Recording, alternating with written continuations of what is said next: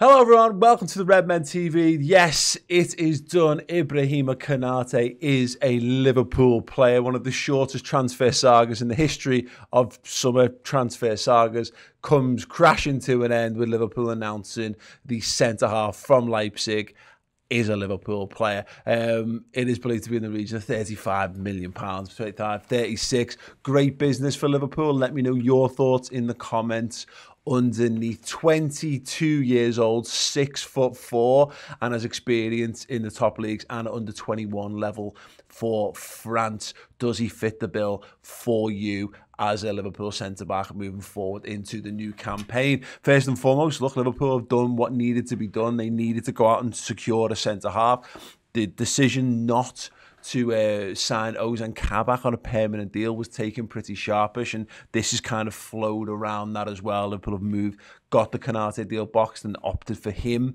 it appears, over Ozan Kabak. And obviously so much of this is also linked to the fantastic form of Nat Phillips last season and the emergence of Reece Williams as a very capable young deputy as well. Will there need to be more defensive additions to this Liverpool squad over the summer, or is it time to start to turn our attentions toward midfield attack or other positions on the field? We shall know over the coming weeks, of course. But yes, very good, very strong early business in the transfer window, just how Klopp and Michael Edwards like it.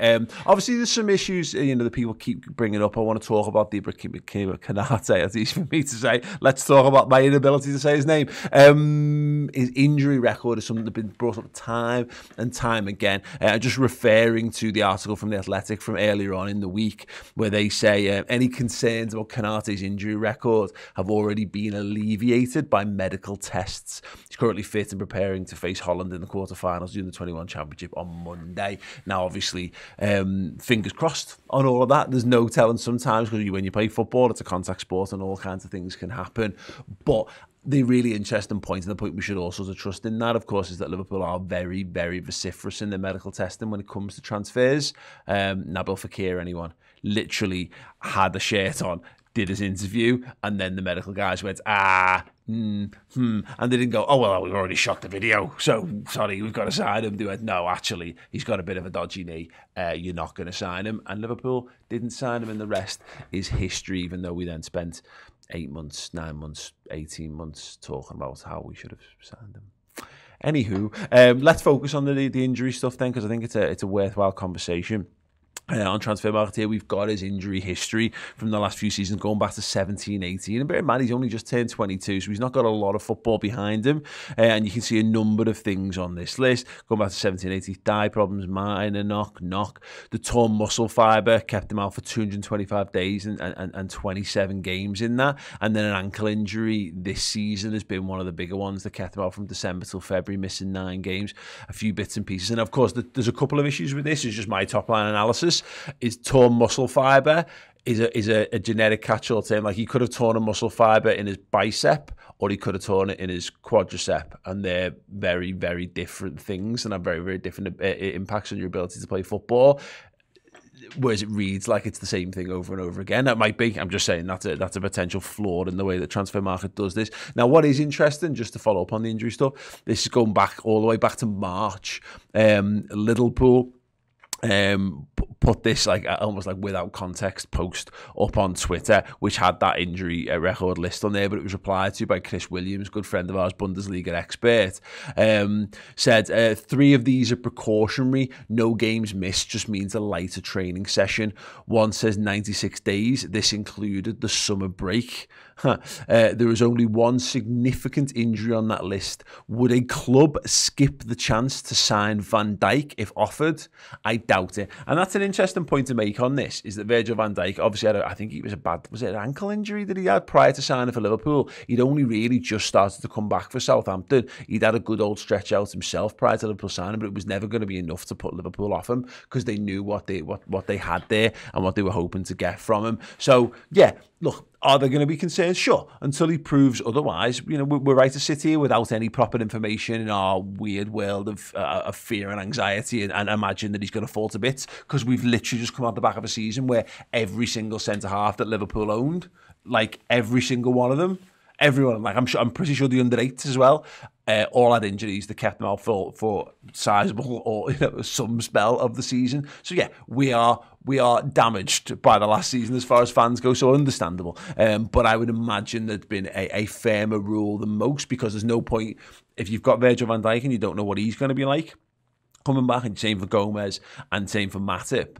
You're not going to go and buy someone else who you've got a doubt over. Again, Nabil Fekir all over again as far as I'm concerned. Let's get to some of your reactions to this. Rome Voice on Twitter says, bags of potential and a 36 million in today's footy world. It's a no-brainer. Luke says VVD plus Gomez / Konate, and then has got, yeah, I want you to put the word out there that we back up. Cool.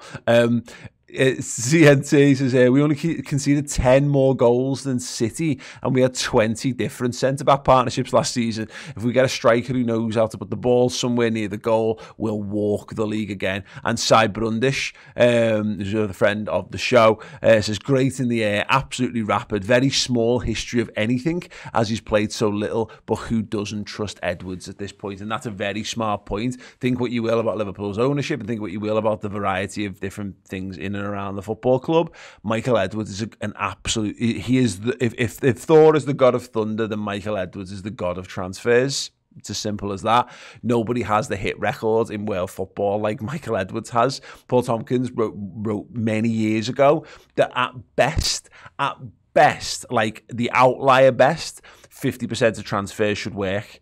And we're working well above them, because we've got a lot of very clever people working on these kind of things. So if Michael Edwards wants them, and if Klopp has given them the big thumbs up, Michael Edwards goes, here you go, here's the players that will suit what we do, and then Klopp looks them in the eye, probably over Zoom these days, and goes, if you've got the fire, you've got the fire.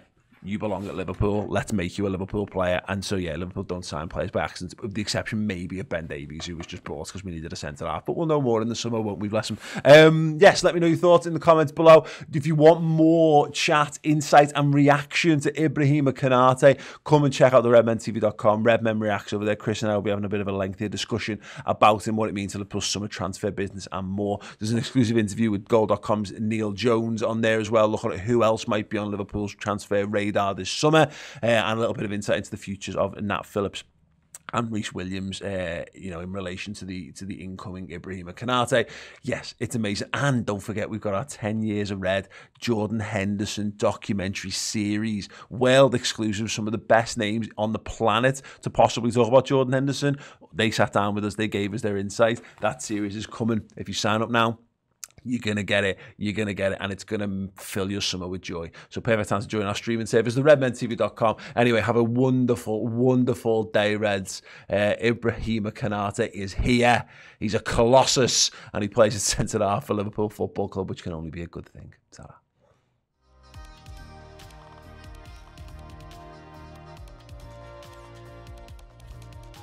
If you're a parent of a daughter, you'd love your daughter to marry that man. Top skipper, top captain, huh? The dressing room's a much better place with people like him. Well, he's a top-class player, no doubt about that. And although he might say he's been truly happy working at Liverpool, it's Liverpool he should be grateful. A night I will never forget in my life. To give a special trophy to a special guy at a special football club, it doesn't get much better, does it?